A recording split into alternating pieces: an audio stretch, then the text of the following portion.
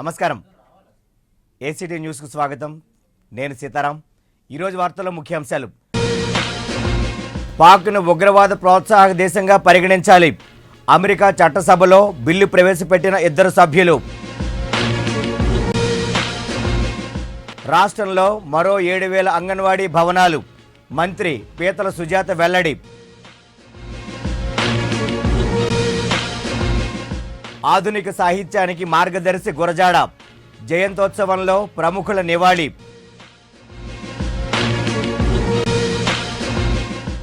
Central పార్కును private వ్యక్తుల చేతుల్లో పెడితే సహించం హెచ్చరించిన వామపక్షాలు. ఉగ్రవాద చర్యలను ప్రపంచం యావత్తూ ఖండించాలి. ఏయూలో ప్రపంచ శాంతి దినోత్సవ ర్యాలీ. ఇక వార్తల్లోని వివరాలకు వెళ్దాం. పాకిస్తాన్ను ఉగ్రవాద ప్రోత్సాహక దేశంగా పరిగణించాలని కోరుతూ అమెరికా చట్టసభలోని 2 సభ్యులు యుఎస్ హౌస్ ఆఫ్ రిప్రజెంటేటివ్స్లో బిల్లు ప్రవేశపెట్టారు. పాకిస్తాన్ పాల్పడుతున్న చర్యల కారణంగా ఆ దేశానికి అమెరికా సాయం నిలిపివేయాలని కూడా వారు కోరారు. రిపబ్లికన్ పార్టీకి చెందిన టెడ్, డెమోక్రటిక్ పార్టీకి చెందిన దానా రోహ్రాబాచర్లు కలిసి Pakistan state sponsors of terrorism designation act HR 6069 బిల్లును సభలో ప్రవేశపెట్టారు. రాష్ట్రంలో 7,000 అంగన్వాడీ భవనాలను నిర్మించనున్నట్లు మహిళా స్త్రీ శిశు సంక్షేమ శాఖ మంత్రి పీతల సుజాత వెల్లడించారు. శ్రీకాకుళం కలెక్టర్ కార్యాలయం సమావేశ మందిరంలో నిర్వహించిన మహిళా శిశు సంక్షేమం, గనులు, భూగర్భ శాఖల సమీక్ష సమావేశంలో పీతల సుజాత మాట్లాడారు. కార్పొరేట్ స్థాయిలో అంగన్వాడీ కేంద్రాలను అభివృద్ధి చేయాలని ప్రభుత్వం యోచిస్తోందని పేర్కొన్నారు. చిన్నారులకు పౌష్టికాహారం అందించడంపై దృష్టి పెట్టాలని అధికారులను ఆదేశించారు. రాష్ట్రంలో గ్రానైట్ పరిశ్రమలను ప్రోత్సహిస్తామని మంత్రి చెప్పుకొచ్చారు. ఆధునిక సాహిత్యానికి గురజాడ మార్గదర్శిని సహృదయ సాహితీ కార్యదర్శి శేఖర మంత్రి ప్రభాకర్ రావు, హైదరాబాద్కు చెందిన శ్రీ వేదగిరి కమ్యూనికేషన్ అధినేత డాక్టర్ వేదగిరి రాంబాబులు పేర్కొన్నారు. మహాకవి గురజాడ 154వ జయంతి కార్యక్రమాన్ని ద్వారకా నగర్లోని పౌర గ్రంథాలయంలో నిర్వహించారు. గురజాడ తెలుగు వ్యవహారిక భాషలో రచించిన పలు రచనలను ప్రపంచవ్యాప్తం చేయడానికి 24 భాషల్లో ప్రచురించినట్లు తెలిపారు. సోషల్ మీడియా రాష్ట్ర కార్యదర్శి సన్మూర్తి మాట్లాడుతూ గురజాడ జయంతి వర్ధంతులను ప్రభుత్వమే అధికారికంగా చేపట్టాలని, ఆయన పేరిట జాతీయ అవార్డును నెలకొల్పి తెలుగు సాహిత్య అభివృద్ధికి చేసిన కృషికి గాను వారికి అందజేయాలని కోరారు. ఈ కార్యక్రమంలో ప్రొఫెసర్ బాలమోహన్ దాస్, ప్రజాస్పందన అధ్యక్షులు సిఎస్ రావు, ప్రముఖ రచయితలు కేబి లక్ష్మి, జగద్ధాత్రి, వృద్ధుల కళ్యాణ రామారావు తదితరులు పాల్గొన్నారు. మరి గురజాడ రచనలు ఎప్పటికీ అన్నటికీ కూడా చిరస్మరణీయమే. ఎందుకంటే అది కేవలం ఒక తెలుగు భాషలోనే కాకుండా వివిధ భాషలు అనుమతింపజేయడానికి కూడా అనేక మంది కవులు ఈరోజు ముందుకు రావడం అనేది జరిగింది. కాబట్టి ఈరోజు 3 పుస్తకాలను కూడా ఇక్కడ ఆవిష్కరించుకోవడం జరిగింది. విశాఖలో జరిగినటువంటి కార్యక్రమంలో ముఖ్యంగా నేను చెప్తుంది ఒకటేనండి, గురజాడ వంటి మహాకవుల గురించి ప్రభుత్వం కార్యక్రమాన్ని అధికారికంగా నిర్వహించాల్సిన ఆవశ్యకత ఎంతైనా ఉంది. మరి గురజాడ పేరిట జాతీయ స్థాయిలోనే ఒక అవార్డును కూడా ప్రకటించాల్సిన అవసరం ఉంది. మరి ఈరోజు మనం గమనించినట్టయితే జాతీయ, అంతర్జాతీయ స్థాయిలోని గురజాడ రచనలు అనేవి మన దేశంలోనే కాకుండా విదేశాల్లో సైతం గురజాడ రచించినటువంటి కన్యాశుల్కం నాటకం అనేది ప్రపంచ ప్రఖ్యాతిగాంచింది. మరి అటువంటి నాటకాన్ని దృష్టిలో ఉంచుకుని ప్రభుత్వం ఎప్పటికైనా కూడా గుర్తిస్తూ మరి గురజాడ పేరిట అధికారికంగా ప్రతి ఏటా కూడా అవార్డు ఇవ్వాలని చెప్పి మేము ప్రకటిస్తున్నామండి. అదేవిధంగా విశాఖకు, విజయనగరానికి, గురజాడకు అవినాభావ సంబంధం ఉంది. ఈ 2 జిల్లాలకు సంబంధించి గురజాడకు సంబంధించి ఒక ప్రత్యేక లైబ్రరీని కూడా ప్రభుత్వం ఏర్పాటు చేయడం ఎంతైనా కూడా అవసరం అని చెప్పి మేము భావిస్తూ నాకు ఈ చక్కని అవకాశం ఇచ్చినందుకు ప్రత్యేకించి కృతజ్ఞతలు తెలియజేసుకుంటున్నాం అండి. నగర నడిబొడ్డున అత్యంత సుందరంగా తీర్చిదిద్దిన సిటీ సెంట్రల్ పార్కును ప్రైవేటు పరం చేస్తారన్న వార్తలు గుప్పుమంటున్నాయి. ఈ నేపథ్యంలో నిరసనలు వెల్లువెత్తుతున్నాయి. అందులో భాగంగా వామపక్ష పార్టీలు జీవీఎంసీ గాంధీ పార్కు నుండి LIC భవనం వరకు ఓ ర్యాలీ నిర్వహించాయి. పార్కును ప్రైవేటుకు దారాదత్తం చేయొద్దంటూ నినదించారు.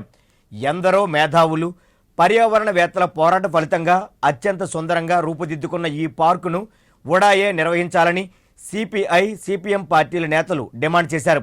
అంతర్జాతీయ ప్రమాణాలతో నగరానికే తలమానికంగా నిలిచిన ఈ పార్కు నిర్వహణ బాధ్యతను ప్రైవేటు వ్యక్తులకు అప్పగించాలని చూస్తే సహించేది లేదని ఘాటుగా హెచ్చరించారు. పార్కును ప్రారంభించి 10 రోజులు కూడా కాకుండానే ప్రైవేటుకు ఎందుకు దారాదత్తం చేయాలనుకుంటున్నారో చెప్పాలని నిలదీశారు. పార్కుకు ప్రజల నుంచి మంచి స్పందన లభిస్తుంటే నిర్వహణ భారం పేరిట ప్రైవేటుకు అప్పగించాలని చూడడం అర్ధరహితమని దుయ్యబట్టారు. ఈ కార్యక్రమంలో సిపిఐ జిల్లా కార్యదర్శి ఏజే స్టాలిన్, నగర కార్యదర్శి దేవరకొండ మార్కండేయులు, సిపిఎం నగర కార్యదర్శి బి గంగారావు తదితరులు పాల్గొన్నారు.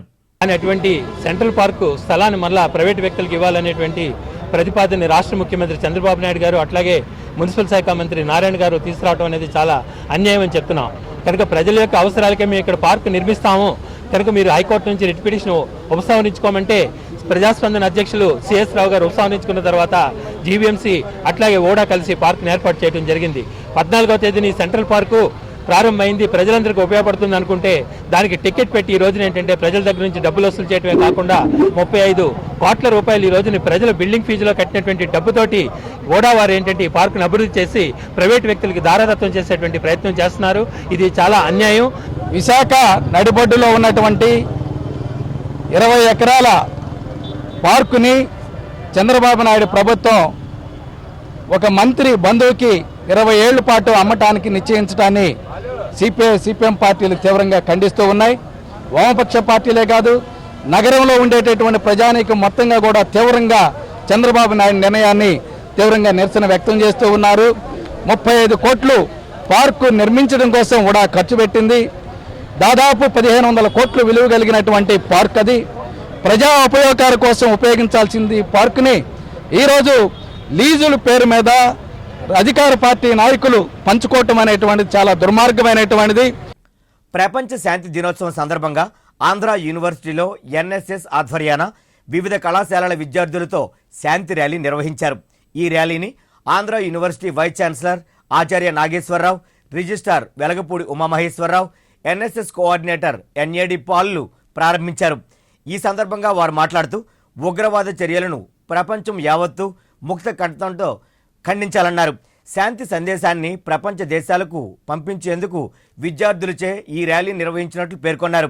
యుద్ధం వద్దు, శాంతి ముద్దు, ప్రపంచ శాంతి వర్ధిల్లాలంటూ విద్యార్థులు నినాదాలు చేశారు.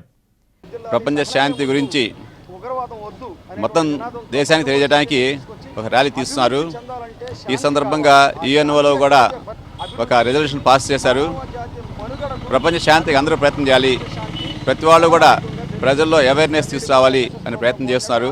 దాని సందర్భంగా ఈ ఉగ్రవాదం చూసినట్లయితే ఈ దేశాల్లో చాలా ఎక్కువ, ఈ మధ్యకాలంలో అనేక దేశాల్లో ఎక్కువ అవుతున్నది. కొన్ని దేశాలు కూడా వాటిని సపోర్ట్ చేస్తున్నాయి. మనం చూసినట్లయితే మన భారతదేశంలోనే అనేక కేంద్రాల్లో ఉగ్రవాద దాడులు జరుగుతున్నాయి. ప్రజలందరూ తెలుసు, ప్రపంచమంతా తెలుసు దీనికి కారణం ఎవరో. కానీ ఆ దేశాల వాళ్ళని ఈరోజు అందరూ వెలివేస్తున్నారు. అలా ప్రపంచమంతా అటువంటి దేశాలను వెలివేసినట్లయితే ఉగ్రవాదం సమూలంగా నిర్మూలింపబడుతుంది.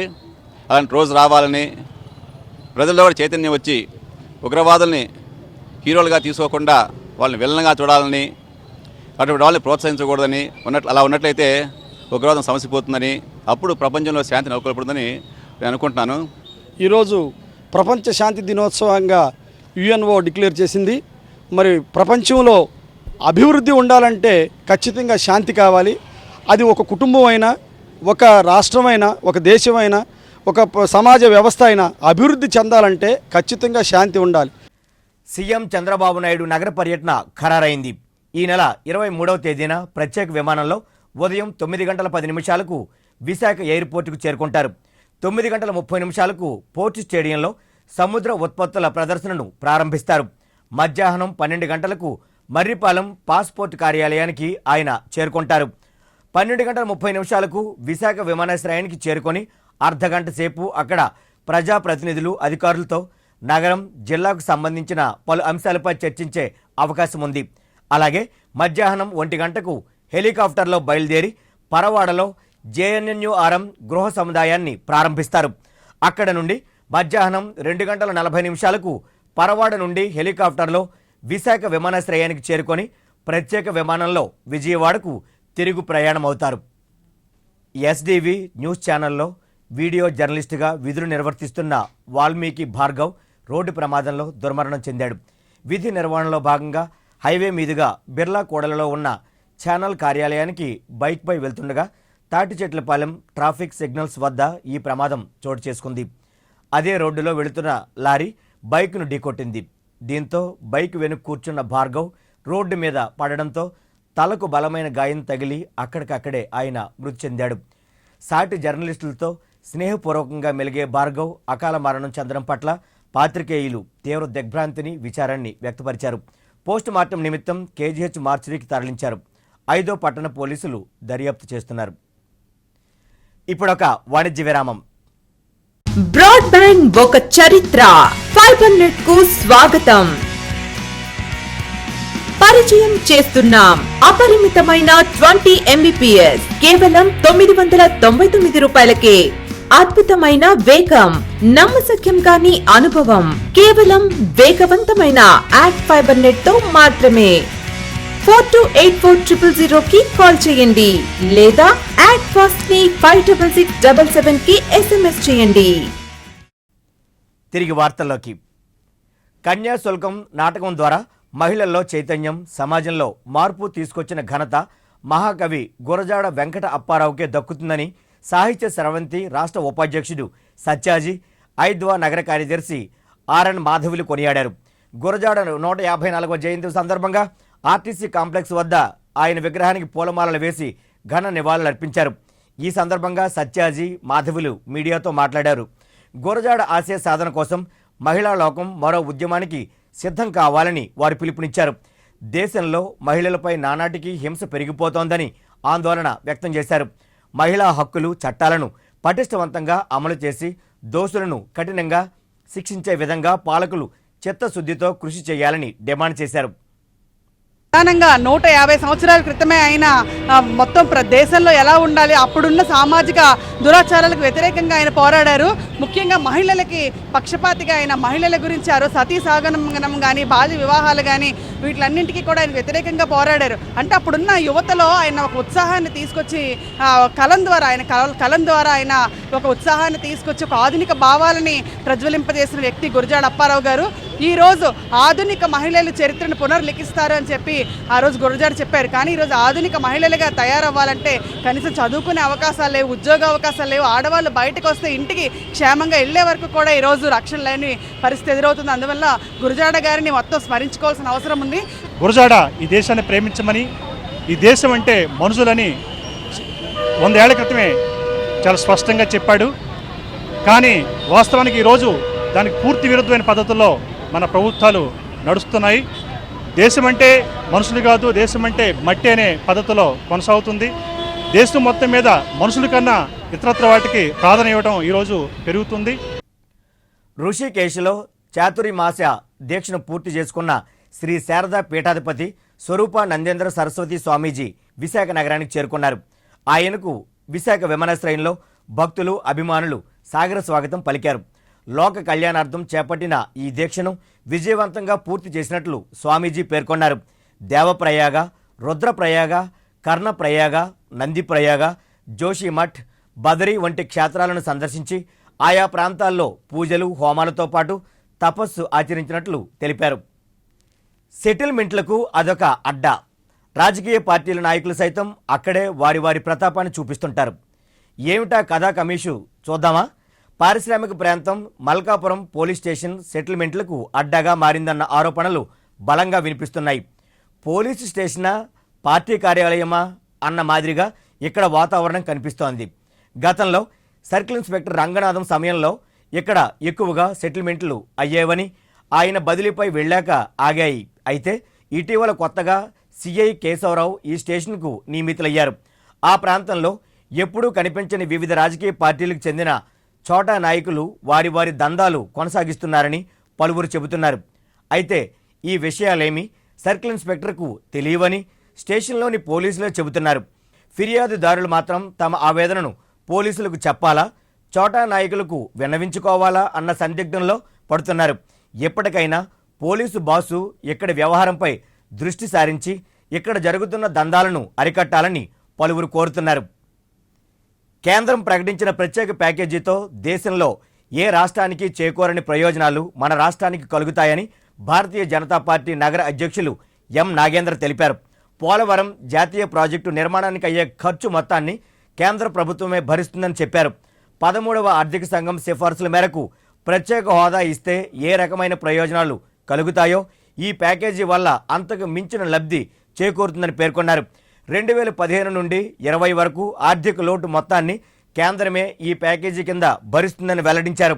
విశాఖ కేంద్రంగా రైల్వే జోన్ బీజేపీ పార్లమెంటరీ ఎన్నికల హామీ అని, ఇది పూర్తిగా రాజకీయ నిర్ణయంపై ఆధారపడే అంశం కనుక కేంద్రం సానుకూలంగా స్పందిస్తుందన్న ఆశాభావాన్ని వ్యక్తం చేశారు.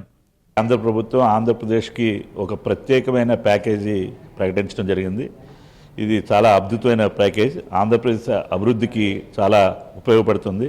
దీనివల్ల ప్రయోజనం ఏంటంటే, అంతకుముందు పోలవరం ప్రాజెక్ట్ ఏదైతే ఉందో జాతీయ ప్రాజెక్టుగా చేస్తామని చెప్పి ఆంధ్రప్రదేశ్ విభజన చట్టంలో చెప్పడం జరిగింది. ఇప్పుడైతే మొత్తం 100% మొత్తం అంతా కూడా కేంద్రం భరించుకునేటట్టు 2014 ఏప్రిల్ 1వ తారీఖు నుంచి అయిన ఖర్చు అంతా కూడా ఇది పూర్తయ్యే వరకు కూడా కేంద్రమే భరిస్తానని చెప్పడం జరిగింది. తెలుగుదేశం పార్టీ రాష్ట్ర శాఖ, ఆంధ్రప్రదేశ్ ప్రభుత్వం కూడా మూడు కూడా కేంద్ర ప్రభుత్వాన్ని విశాఖ కేంద్రంగా రైల్వే జోన్ ఏర్పాటు చేయాలని చెప్పి దీని మీద రాజకీయ నిర్ణయం తీసుకోవాలని చెప్పి కోరటం జరిగింది. దళితులను కించపరిచిన రాజ్యసభ సభ్యుడు టి సుబ్బరామిరెడ్డి అనుచరుడు వరదారెడ్డిపై చర్యలు తీసుకోవాలని ఉత్తరాంధ్ర దళితుల ఐక్యవేదిక డిమాండ్ చేసింది. ఈ మేరకు డాబా గార్డెన్స్ అంబేద్కర్ విగ్రహం ఎదుట ఓ ధర్నా నిర్వహించింది. ఈ సందర్భంగా ప్రజా గాయకుడు దేవిశ్రీ మాట్లాడుతూ టి సుబ్బరామిరెడ్డి జన్మదిన వేడుకల సందర్భంగా ఆయనకు శుభాకాంక్షలు తెలిపేందుకు వెళ్లిన దళితులను వరదారెడ్డి కించపరచడం శోచనీయమన్నారు. ఇతనిపై చర్యలు తీసుకోకుంటే దళిత దూషణ కింద ఎస్సీ ఎస్టీ అట్రాసిటీ కేసు నమోదు చేస్తామని హెచ్చరించారు. మా దళిత మహిళలు మా రాజు తీసుకెళ్లి శుభాకాంక్షలు చెప్పడానికి వెళ్తే అక్కడ అవమానపరిచి మమ్మల్ని బయటే ఉంచడం జరిగింది, మాకు పాస్ లేకుండా. ఈరోజు అలాగే హుదూ తుఫాన్ వచ్చేటప్పుడు రేకులు ఇవ్వండి మహాప్రభు అని చెప్పి మేమంతా వెళ్ళి ఇవ్వమని కోరితే ఈరోజు ఇది ధర్మసత్రం కాదు, ఇదేమి ధర్మసత్రం కాదని చెప్పి వరదారెడ్డి చెప్పడం జరిగింది. ఈరోజు సుబ్బరామిరెడ్డి గారు ఏది అడిగినా ఏది కాదనకుండా ఇచ్చే పోలా శంకరుడు. మరి ఆయన 500 గుళ్ళు కట్టించాడు, 500 చర్చిలు కట్టించాడు, 150 మసీదులు కట్టించాడు, అనేక సేవా కార్యక్రమాలు చేశారు. మరి ఈరోజు వరదారెడ్డి లాంటి సహాయకుడిని సుబ్బరామిరెడ్డి గారు పెట్టుకుంటే ఆ సుబ్బరామిరెడ్డి గారి పేరు చెడగొట్టే ఈ వరదారెడ్డిని వెంటనే తొలగించాలని మేము డిమాండ్ చేస్తా ఉన్నాం. ఈ సందర్భంగా అనేక సందర్భాలు చాలాసార్లు చెప్పాం, చాలాసార్లు మా దళిత మహిళలకి అవమానపరిచాడు ఆయన. ఈసారి అవమానపరిస్తే ఆయన మీద ఎస్సీ అట్రాసిటీ కేసు కూడా పెట్టడానికి మేము వెనుకాడం. ఉత్తరాంధ్ర ఆరోగ్య ప్రధాయిని కేజీహెచ్ను దక్షిణ ఎమ్మెల్యే వాసుపల్లి గణేష్ కుమార్ సందర్శించారు. ఆసుపత్రి superintendent doctor Arjun, RMO doctor బంగారయ్యల నుంచి కేజీహెచ్ అభివృద్ధి, పారిశుధ్య నిర్వహణకు తీసుకుంటున్న చర్యల గురించి అడిగి తెలుసుకుంటున్నారు. వారితో కలిసి పలు వార్డులను సందర్శించి అక్కడి సదుపాయాలను పరిశీలించారు. ఈ సందర్భంగా ఆయన మాట్లాడుతూ ఆసుపత్రి నిర్వహణ తీరు ఏమాత్రం బాగాలేదని, 40 రోజుల్లోగా యుద్ధ ప్రాతిపదికన మౌలిక సదుపాయాలు కల్పించాలని అధికారులను ఆదేశించారు. సరిగ్గా లేదు చూసామన్నమాట. అందుకనే ఇక్కడ ఏపీఎంఐడిసి డి శ్రీనివాస్ గారిని కూడా రప్పించాం, వారితో కూర్చొని మాట్లాడుతున్నాం. ఒకటి, రోడ్స్ అన్నీ కూడా బాగుండాలి, CC roads end to end. అలాగే బిల్డింగ్స్ ప్రమిసెస్ చుట్టూ కూడా గ్రీనరీ రావాలి. అలాగనే ఏదైతే చిల్డ్రన్ వార్డు ఉందో అక్కడ కూడా వాళ్ళతో మాట్లాడి మా అర్జున్ గారు, అలాగే వేణుగోపాల్ గారు, నేను మాట్లాడతాను. అక్కడ కంప్లీట్గా చిల్డ్రన్ పార్క్ మాదిరిగా రావాలి. అది తర్వాత ఏంటంటే ఇక్కడ బయోమెడికల్ వేస్ట్, అలాగే మెడికల్ వేస్ట్, అలాగే ప్యాథాలజీ వేస్ట్, ఇవన్నీ కూడా చాలా ఉంటాయి. ఎందుకంటే ఇంత పెద్ద హాస్పిటల్ కానీ ఇన్ని రకాల వేస్ట్ వస్తుంటాయి. ఇవి మైక్రో ఆర్గానిజమ్స్, ఇవన్నీ కూడా బ్యాక్టీరియా, ఇవన్నీ వైరస్ మనకి పర్సన్ టు పర్సన్. అలాగే జూనో ఈజం కూడా ఉంది, అంటే 2 యానిమల్స్ నుంచి వచ్చేలాగా కూడా ఉంటాయి కొన్ని సందర్భాలని. అందుకే ఎక్కువగా శ్రద్ధ వహించాలి. పేషెంట్ తోటేమో చాలామంది అరకు, పాడేరు పరిసరాల ప్రాంతాల నుంచి చాలామంది వాళ్ళతో ఉండే అటెండర్స్ వస్తుంటారు. పాపం వాళ్ళు చూస్తే ఏంటంటే షెడ్లే వేశారు కానీ దానికేమో ఫ్యాన్స్ కానీ ఇల్యూమినేషన్ లైట్సింగ్ కానీ లేదన్నమాట. అలాగే కూర్చోడానికి, పడుకోవడానికి ప్రాపర్ ఫెసిలిటీస్ లేవు. అవన్నీ కూడా డిఈ గారు చెప్పాము, అవన్నీ కూడా అతి త్వరగా చేయిస్తాము. సో ఇవన్నీ దృష్టిలో పెట్టుకొని 45 రోజుల్లోని ఎమర్జెన్సీ వార్ ఫుటింగ్లోని యూనిట్ నెంబర్ ఆఫ్ ఎంప్లాయీస్ని పెంచుకొని, ప్లంబర్స్ని పెంచుకొని, అది త్వరితగతిన 45 రోజులు అయితేనే మాత్రమే I will agree, otherwise I will put my foot down. GVMC Gajuwaka zone పరిధి 62వ వార్డులో ఎమ్మెల్యే పల్లా శ్రీనివాసరావు పర్యటించారు. స్థానిక దయాల్ నగర్ లోవలో 50 లక్షల రూపాయలతో చేపడుతున్న వివిధ అభివృద్ధి పనులకు శంకుస్థాపన చేశారు. ఈ సందర్భంగా ఆయన మాట్లాడుతూ కొండవాలు ప్రాంతాల అభివృద్ధికి ప్రత్యేక నిధులు కేటాయిస్తున్నట్లు వెల్లడించారు. మనం పైప్ లైన్ వర్క్ చేయడం జరిగింది. ఆ 50 లక్షల వరకు పూర్తయిన తర్వాత సగం మందికి ఇవ్వడం జరిగింది. మిగతా సగం మందికి రాబోయే 10 రోజుల్లో వాటర్ అందించడానికి అన్ని ఏర్పాట్లు వాటర్ ఏఈగా చేశారండి. దాంతో పాటు ఈరోజు ఈ రోడ్డుకి సుమారు 10 లక్షలు వెచ్చించి ఇక్కడ ఉన్నటువంటి ఇంటర్నల్ రోడ్స్ అన్ని కూడా చేయడం జరిగింది. కమ్యూనిటీ వాళ్ళు కూడా శాంక్షన్ చేస్తాం. అదే కమ్యూనిటీ వాళ్ళు కూడా మిగతా దాన్ని శాంక్షన్ చేస్తాం, కానీ దానికి ఇంకా మనం శంకుస్థాపన చేయాల్సిన అవసరం ఉంది. కానీ ఇప్పుడు మాత్రం ఈ రోడ్డు మనం 10 లక్షలు పెట్టించి పూర్తి చేయడం జరిగింది. కశ్మీర్లోని ఉరీలో వీరమరణం చెందిన అమరవీరులకు భారతీయ జనతా పార్టీ నివాళులర్పించింది. ఈ సందర్భాన్ని పురస్కరించుకొని పాకిస్తాన్ దిష్టిబొమ్మను దగ్ధం చేస్తుండగా ఓ యువకుడు వచ్చి ఆందోళనకారులను అడ్డుకునే ప్రయత్నం చేశాడు. అయితే బీజేపీ నాయకులు ఆ యువకుడిని ఆపి విషయం అడిగారు. పాకిస్తాన్ దిష్టిబొమ్మ దగ్ధం చేయడానికి మీరెవరని ఆ యువకుడు ఎదురు ప్రశ్నించాడు. దీంతో అక్కడ కొద్దిసేపు ఉద్రిక్త వాతావరణం నెలకొంది. ఇరువురి మధ్య వాగ్వివాదం చోటు చేసుకుంది. అక్కడే ఉన్న పోలీసులు విషయం తెలుసుకుని ఆ యువకుడిని అదుపులోనికి తీసుకుని స్టేషన్కు తరలించారు. మిత్రత్వం పెంచుకోవాలని మాట్లాడి శత్రుత్వం ఉండకూడదనే ఉద్దేశంతో మంచి ఒక పాకిస్తాన్కి తగిన బుద్ధి చెప్పాలి అవసరం వచ్చినప్పుడు అనే విధానంగా ప్రవర్తిస్తుంటే వాళ్ళు శాంతియుతాన్ని వ్యతిరేకించి అహింసా మార్గాన్ని ఎన్నుకొని ఈ రోజున మన సైనికుల్ని చంపడానికి ముందుకు రావడం, దీని మీద మన భారత ప్రభుత్వం మరి ఉపేక్షించేది లేదు. పన్ను కాదు, అవసరమైతే పన్ను బదులు దోడ తీసేస్తాం. మన భారతదేశ సైన్యంలో 4వ వంతులైనటువంటి ఆ పాకిస్తాన్ సైన్యం ఈ రోజున మన ఇండియా 125 కోట్ల జనాభా కలిగిన మన ఇండియాని గడిపించడానికి ప్రయత్నం చేస్తుంది. బీఆర్టీఎస్ రోడ్డు విస్తరణలో భాగంగా గోపాలపట్నం మెయిన్ రోడ్లో గల నివాసితులకు ప్రభుత్వం మంజూరు చేసిన నష్టపరిహారం చెక్కులను పశ్చిమ నియోజకవర్గం శాసనసభ్యులు పెతకంశెట్టి గణబాబు పంపిణీ చేశారు. స్థానిక తెలుగుదేశం పార్టీ వార్డు అధ్యక్షుడు మరిపెల్లి సత్యరాజు ఇతర నాయకులతో కలిసి మీ ఇంటి వద్దకే మీ టీడీఆర్ అంటూ మంజూరు పత్రాలను గణబాబు 61 మంది లబ్ధిదారులకు అందజేశారు. నష్టపోయినటువంటి వారికి టీడీఆర్ అనేటువంటిది ట్రాన్స్ఫరబుల్ డెవలప్మెంట్ రైట్ అనేటువంటిది ఒకటి ఇచ్చి ఎన్ని గజాలు పోతే ఆ భూమికి సంబంధించినటువంటిది ఇవ్వటం. ఆ తర్వాత కాలక్రమేణా ఇంకా ఈ ప్రాజెక్టు కంప్లీట్ కాకుండా నడుస్తున్నటువంటి ప్రాజెక్టు ఎక్కడైతే హడిల్స్ క్రియేట్ అయినాయో, ఎక్కడైతే నష్టపరిహారం తక్కువ అని చెప్పి భావించి చాలామంది ఈ విస్తరణకి సహకరించకపోయినా తరువాత కాలంలో తీసుకున్నటువంటి నిర్ణయం వల్ల 2 టీడీఆర్లు ఇచ్చేటువంటి పరిస్థితి తీసుకొచ్చారు. విష జ్వరాల పట్ల ప్రజలు అప్రమత్తంగా ఉండాలని కోరుతూ గ్రేటర్ విశాఖ మున్సిపల్ కార్పొరేషన్ 47వ వార్డు పరిధి శానిటరీ ఇన్స్పెక్టర్ ఆధ్వర్యంలో ఎలిమెంటరీ స్కూల్లో పిల్లలతో ఎక్స్ సర్వీస్మెన్ కాలనీలో ఓ ర్యాలీ నిర్వహించారు. డెంగ్యూ, మలేరియా, టైఫాయిడ్ వంటి వ్యాధుల బారిన పడకుండా తగిన జాగ్రత్తలు తీసుకోవాలని విద్యార్థులు నినాదాలు చేశారు. ఈ సందర్భంగా శానిటరీ ఇన్స్పెక్టర్ మాట్లాడుతూ జిల్లా కలెక్టర్, జీవీఎంసీ కమిషనర్ ఆదేశాల మేరకు వార్డుల పరిధిలో అంటువ్యాధులపై ప్రజలను చైతన్యవంతులు చేస్తున్నామని వెల్లడించారు. మన కార్పొరేషన్ లిమిట్స్ అయితే అన్ని చోట్ల వ్యాధులు ఎక్కువ వస్తున్నాయి, డెంగ్యూ ఫీవర్లు ఎక్కువ వస్తున్నాయి. కాబట్టి దాన్ని దృష్టిలో పెట్టుకొని జిల్లా కలెక్టర్ గారి ఆదేశాల మేరకు 47వ వార్డులో ex service colony primary school విద్యార్థులతో స్టాఫ్ తోటి కలిసి ర్యాలీ నిర్వహించడం అవుతుంది. ఈ ర్యాలీకి ముఖ్య ఉద్దేశం ఏంటంటే ప్రజల్ని దోమలు అరికట్టేందుకు తీసుకోవాల్సిన జాగ్రత్తల గురించి ఇక్కడ స్లోగన్స్. శ్రీ విశాఖ రత్న క్రియేషన్స్ బ్యానర్పై నిర్మిస్తున్న ఎవడి సినిమాకి వాడే హీరో చిత్రం 2వ షెడ్యూల్ షూటింగ్ సింహాచల దేవస్థానం ప్రాంగణంలో జరిగింది. ఎగ్జిక్యూటివ్ ఆఫీసర్ కె రామచంద్రమోహన్ ముఖ్య అతిథిగా పాల్గొని క్లాప్ కొట్టారు. ఈ సందర్భంగా చిత్ర దర్శకుడు పిఏ భాస్కర్రావు మాట్లాడుతూ అన్ని వర్గాల ప్రేక్షకులను ఆకట్టుకునే కథాంశంతో ఈ చిత్రాన్ని రూపొందిస్తున్నట్టు వెల్లడించారు. స్థానిక కళాకారులతోనే ఈ చిత్రాన్ని నిర్మిస్తున్నామని చెప్పారు. సింహాచలేశ్వని హుండీ ఆదాయాన్ని లెక్కించారు. 22 రోజులకు గాను సుమారు 58 లక్షలు, అలాగే 110 గ్రాముల బంగారు ఆభరణాలు, 5.5 కేజీల వెండి వస్తువులు స్వామివారికి భక్తులు కానుకలుగా సమర్పించారు. హుండీ లెక్కింపు కార్యక్రమాన్ని దేవస్థానం అధికారులు పర్యవేక్షించారు. పశ్చిమ మధ్య బంగాళాఖాతంలో ఏర్పడిన ఉపరితల ఆవర్తనం బలపడి అల్పపీడనంగా మారిందని విశాఖ వాతావరణ కేంద్రం తెలిపింది. అది ఉత్తర కోస్తా తీరానికి ఆనుకొని కేంద్రీకృతమై ఉందని పేర్కొంది. ఈ నేపథ్యంలో కోస్తా అంతటా విస్తారంగా వర్షాలు కురుస్తాయని, కొన్ని చోట్ల భారీ వర్షాలు కురిసే అవకాశం ఉందని డ్యూటీ ఆఫీసర్ సీఎం శాస్త్రి చెప్పారు.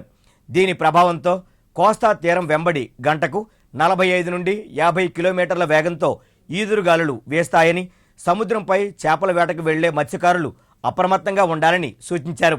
ఇది అల్పపీడనంగా మారిందండి. నిన్న మొన్న ఉన్నటువంటి ఉపరితల ఆవర్తనం బలపడి ఈరోజు ఉదయానికి అది అల్పపీడనంగా మారింది. ఇది ప్రస్తుతానికి పశ్చిమ మధ్య బంగాళాఖాతంలో మన పక్కగానే అంటే కోస్తాంధ్రగా అనుకుని మనకి మచిలీపట్నం విశాఖపట్నం మధ్యలోనే దాదాపుగా కోస్తాంధ్ర అనుకుని ఉంది. దీని ప్రభావం మూలంగా రానున్న 24 గంటల్లోనూ కూడాను వర్షపాతాలు బాగా పడతాయి. అంటే కోస్తాంధ్రలో అనే చోట్ల పడతాయి. వాటిలో కొన్ని చోట్ల భారీ వర్షాలు ఉంటాయి, తప్పకుండా ఉంటాయి. ముఖ్యంగా మనకి విశాఖపట్నం జిల్లా నుంచి కింద దిగువ జిల్లా అన్ని జిల్లాలో కూడా వర్షాలు బాగా పడే అవకాశం ఉంది. ఈ రోజు కూడా గత 24 గంటల్లో ఈ పడిన వర్షాలు నిన్న కూడా వర్షపాతాలు బాగా పడ్డాయి. యాక్చువల్గా ఈ రోజు కూడా కొనసాగుతాయి. ఇంకా వర్షపాతాలు రేపు ఎల్లుండి కూడా కొనసాగే అవకాశం కూడా ఉంది. ఏసీటీ న్యూస్ ముగించే ముందు ముఖ్యాంశాలు మరోసారి. పాక్ను ఉగ్రవాద ప్రోత్సాహక దేశంగా పరిగణించాలి. అమెరికా చట్టసభలో బిల్లు ప్రవేశపెట్టిన 2 సభ్యులు.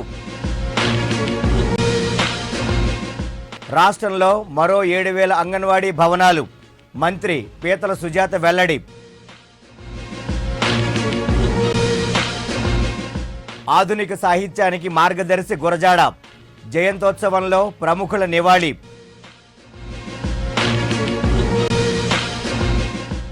సెంట్రల్ పార్కును ప్రైవేటు వ్యక్తుల చేతుల్లో పెడితే సహించం, హెచ్చరించిన వామపక్షాలు.